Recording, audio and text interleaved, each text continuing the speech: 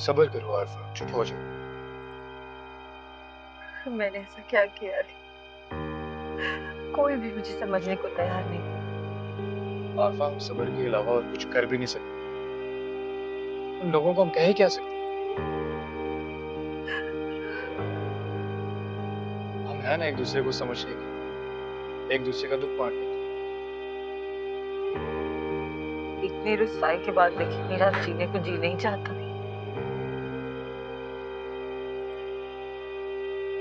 ऐसा ना कहिए, आपकी गोद में साजिद की अमानत है। साजिद से वादा किया था ना उन्होंने कि आप आलियान के लिए जिएंगे। यही मैं आपके साथ हूँ। आलियान के साथ आपको किसी और की फिक्र करने की कोई जरूरत नहीं है। अपनी तो इरब की माँ है, उनका गुस्सा जायज है। हमारे रिश्ते से इरब को बहुत तकलीफ पहुंचती, लेकिन जुनेद भाई, सबकी आंखों पर गफलत के पर्दे पड़ चुके हैं। इन लोगों से गिला करने का अब कोई फायदा नहीं। चले हम साजिद की कब्र पर चलते हैं। वहां चलकर तुम अपने दिल का बोझ हल्का कर लो। उसके बाद फिर हम घर चलेंगे।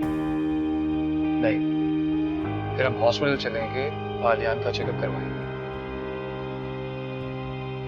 अली आप बहुत अच्छे इंसान हैं। बस आप रोइएगा, खुश रहिएगा। मैं हूं ना तुम्हारे साथ।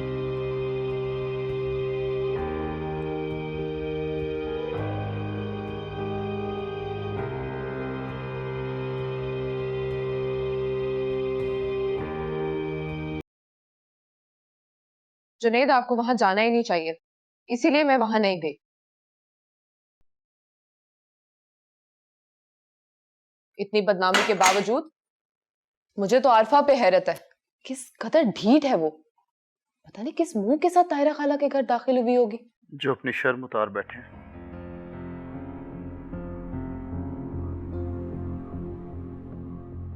उन्हें दुनिया का डर नहीं रहता। खुदा ही जाने ऐसे लोगों का क्या होगा जो इस कदर गुनाहगार होते हैं।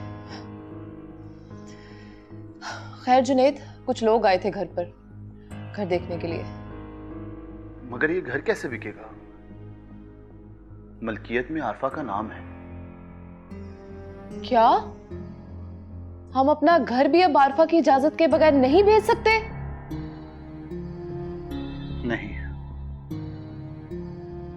बहुत ही मनहूस लड़की है, हमारी हर खुशी के पीछे ही पड़ गई है।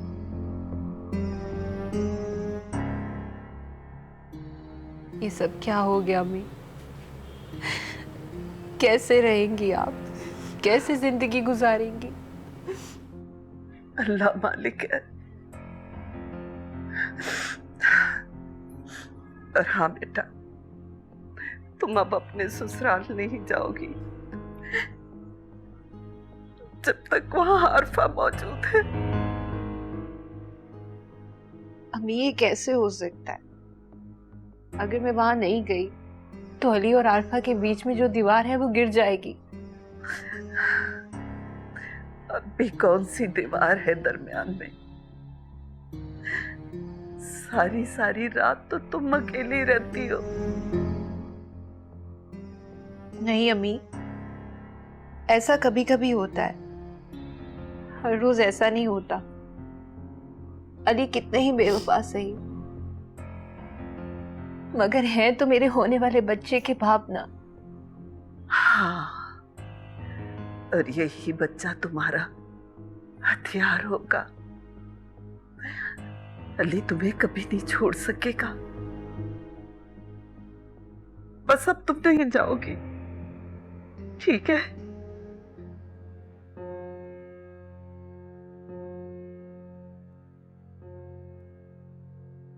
तो बहुत बुरा हुआ मामा, इतनी खौफनाक मौत, और ऊपर से कोई फसल अंकल का चेहरा भी नहीं देख पाया। मायूस जिंदगी का अंजाम ऐसी ही मौत होती है आलिया। इसका कफारा तो अब आरफा को ही अदा करना पड़ेगा।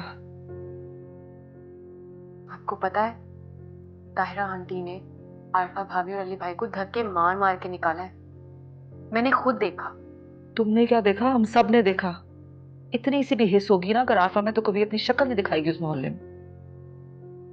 लेकिन मम्मा, आपको इरम को वहां नहीं छोड़ना चाहिए था।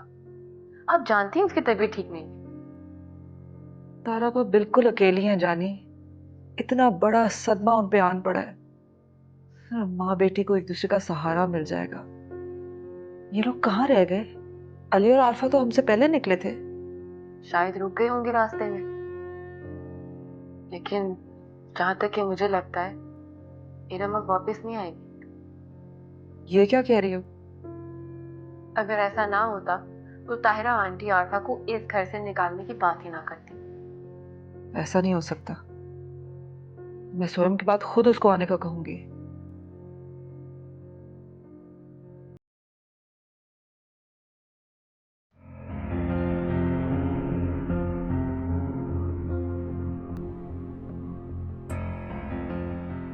वो मैं ये खाना लेकर आया था। मौत वाले घर में 3 दिन तक चूल्हा नहीं जलता है। मैंने चूल्हा भी जला लिया और खाना भी बना लिया है। मुस्तकीम भाई, प्लीज इरम, मैं जानता हूं कि तुम्हारा सदमा बहुत गहरा है, कि तुम्हें तो खाने पीने का भी होश नहीं होगा, और फिर तुम्हारी तबीयत भी। आपको मेरा ख्याल करने की कोई जरूरत नहीं है। मुझे मालूम है कि खाला इद्दत में है, नामहरम के सामने नहीं जा सकती। वो मुझे उनसे जरूरी बात करनी थी। दरअसल कुछ कानूनी मसाइल हो गए। क्या? कैसे मसाइल? मुझे खाला से ही बात करनी है। ठीक है, मैं अम्मी से कह दूंगी। अगर वो आपसे बात करना चाहेंगी तो मैं आपकी उनसे फोन पे बात करवा दूंगी। अच्छा, ठीक है, मगर प्लीज इरम, ये रख ले। देखें, ये पड़ोसियों का हक बनता है कि मौत वाले घर में 3 दिन तक खाना पहुंचाए, मरहूम की मोहब्बत में। मैं वैसे भी बाबा के नाम का खाना किसी मुस्तहिक को खिलाना चाहती थी। आप ये खाना किसी गरीब को खिला दीजिएगा। समझिएगा कि आपका फर्ज पूरा हो गया। अच्छा, वो खाला से मेरी बात जरूर करा देना।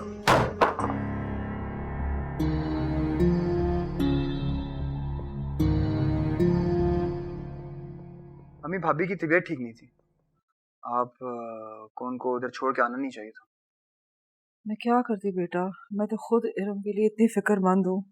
वहाँ पे इतने लोगों का आना जाना है और फिर सदमे का माहौल। तुम ऐसा करो, तुम प्लीज उसे जाके पूछ लो, क्योंकि मैं तो जब भी उससे फोन पे बात करती हूँ कहती है सब कुछ ठीक है, मैं भी ठीक हूँ। I am really worried. वो मैं आपसे पूछना चाह रही थी कि खाने में क्या बनाना है।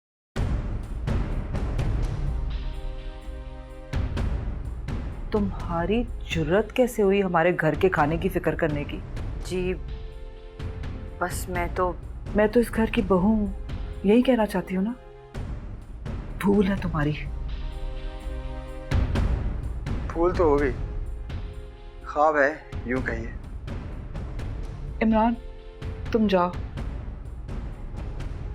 मैं तो जा रहा हूँ, लेकिन इनकी गलतफहमी जरा दूर कर दीजिएगा। तुम्हें घर के मामलात में पड़ने की कोई ज़रूरत नहीं है। अपनी हद और हैसियत में रहो, उससे आगे बढ़ने की ज़रूरत नहीं है। दीवार फलांग के घर में आने वाले को चोर कहते हैं, घर का फर्क नहीं। जाओ यहाँ से।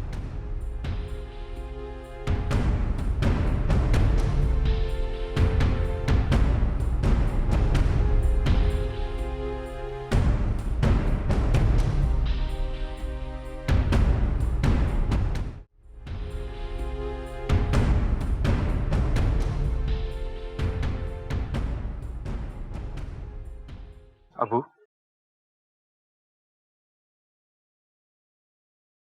आपने मुझे बुलाया था।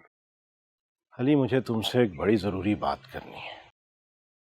अली, तुम कितनी बड़ी रुसवाई साथ लिए फिर रहे हो, इस बात का सबूत तो तुम्हें आज फजल भाई के महल्ले से मिल ही गया होगा। जी अबू, लेकिन मुझे किसी की परवाह नहीं है। हाँ बेटा, जब तुम्हें अपने माँ बाप की इज्जत का पास नहीं रहा तो फिर अपनी इज्जत का क्या होगा। बहरहाल, ये तुम्हारा जाती मामला है, मुझे तो बस अपनी बात करनी है। तुम्हें दूसरी बीवी रखनी है तो बड़े शौक से रखो, मगर इस घर में नहीं। समझे तुम? जी अबू, समझ गया मैं। अपनी बीवी और बच्चे को इस घर से लेकर चला जाऊंगा।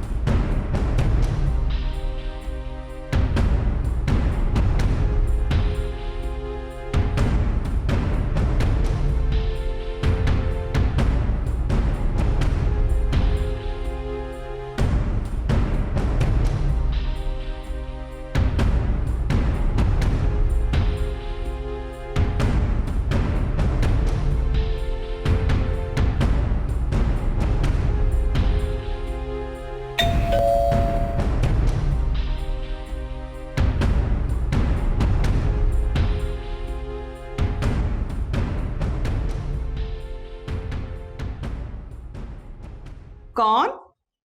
हम पुलिस स्टेशन से आए हैं, दरवाजा खोलें। क्या पुलिस? हम पुलिस वाले हैं, दरवाजा खोलें। देखिए, मेरी बेटी की तबीयत खराब है, वो सदमे से नढाल है।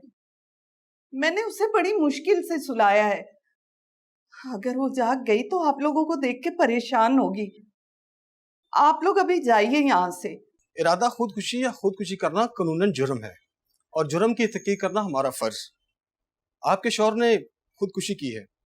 हमें पीछे से मोहल्ले वालों ने सारी तफसील बता दी है, बस आपको मुद्दई बनना होगा। देखिए, फजल बीमार थे और परेशान भी बहुत थे।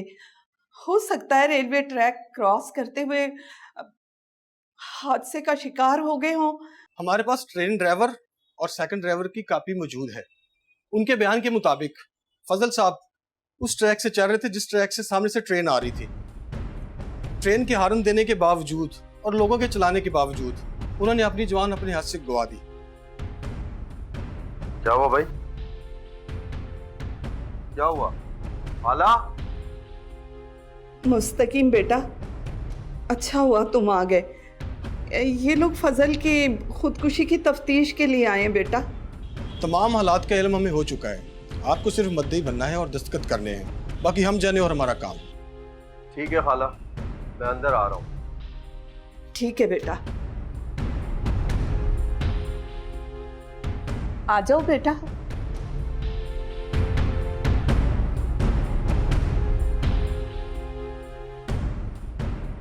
खाला, क्या आप नहीं चाहती कि फजल खालू की रूह को करार मिले, उन लोगों को सजाएं मिले जिनकी वजह से फजल खालू ने जान दी? खाला, क्या आप नहीं चाहती कि आपको आपका पोता मिल जाए? क्यों नहीं चाहती? मेरा बस चले तो मैं उस कातला को अपने हाथों से गोली मार दूं। तो फिर सच सच बताकर पुलिस की मुद्दई बन जाए, उन लोगों को सजा दिलाएं जिन्होंने आपका सुहाग छीन लिया। खाला, आपको बेवा बनने पर मजबूर कर दिया। खाला, जब मैं फजल खालू की लाश के टुकड़े समेट रहा था तो मुझे ऐसा लग रहा था कि हर टुकड़े में से एक फरियाद आ रही है, ताहिरा, मेरे खून का बदला लेना, बदला लेना मेरे खून का। खाला, क्या आप खालू के मरने के बाद उनसे बेवफाई करेंगी? नहीं, कभी भी नहीं। तो फिर खाला, पुलिस को सच सच बता दें, वरना खाला, कयामत के दिन खालू के साथ साथ साजिद भी आपका दामन पकड़ेगा कि आपने फजल खालू के कातिलों और साजिद की गैरत के कातिलों से हिसाब क्यों नहीं लिया? बोले खाला, बोले। तुम ठीक कह रहे हो मुस्तकीम। मैं पुलिस को बुलाता हूं। आप पुलिस को बयान दें, सच सच बता दें खाला। मैंने कहा था आपसे मुझे किसी झोपड़ी में ही रख दें। जाने दे मुझे, अपनी जिंदगी मत खराब करें मेरी खातिर। तुम जहां जाओगी मैं भी तुम्हारे साथ जाऊंगा। मैं तुम्हारे आलियान को इस जमाने के रहमो करम पर नहीं छोड़ सकता।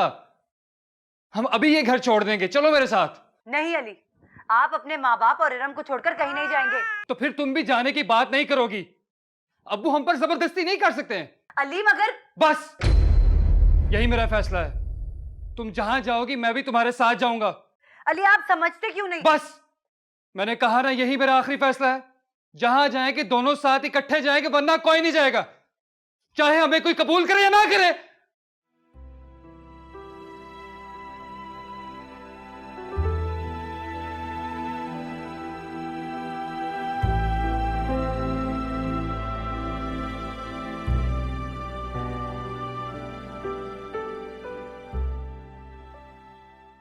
मैं मुद्दई बनूंगी, अपने शौहर के कत्ल का हिसाब लूंगी।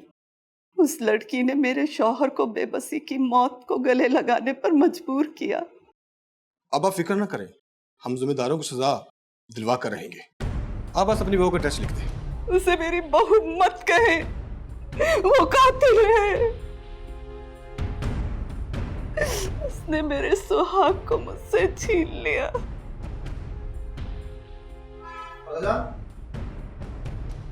ये सब क्या है? ये बार पुलिस आई है और वो भाई और भाभी को लेके जाना चाह रहे हैं। मगर क्यों, किस जुर्म में? अभी बताता हूँ, तुम जाओ उनको लेके आओ, बाहर तमाशा लग गया है। आलियान यार देखो पापा की तरफ। आलियान भाई जल्दी चले, क्या बात है? बाहर पुलिस आई है। पुलिस? वो क्या करने आई है? आपके बारे में और आरफा का पूछ रहे हैं।